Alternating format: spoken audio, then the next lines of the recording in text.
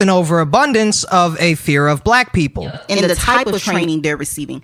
They need to put people who look like us policing our communities. You already come in there with a fear of us. So how can you come in there, even like he said, this protect and serve? We're told that police are there to protect and serve us. So there should be no reason why once we call 911, once we call for an emergency, the fear is there.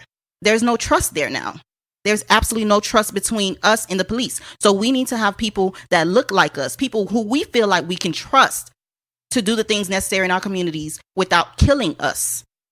A quick segue to that, slightly unrelated, but there was actually a good interview that Snoop Dogg did a couple years ago where he mentioned the difference between the LAPD and the sheriff's office, and the reason that one of those agencies seems to have such a higher rate of homicides against African Americans.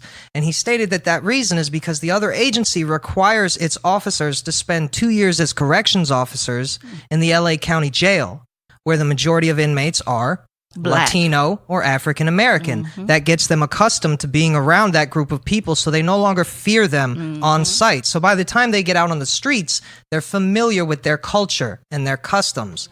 So it's not alien to them, and it's not as threatening. Whereas the other group, they're just training these fucking white guys and putting them out on the street. These white guys who have probably never actually spent any time. Maybe they've spent time with black people. Don't get me wrong. I'm not saying these people are from the fucking Ku Klux Klan.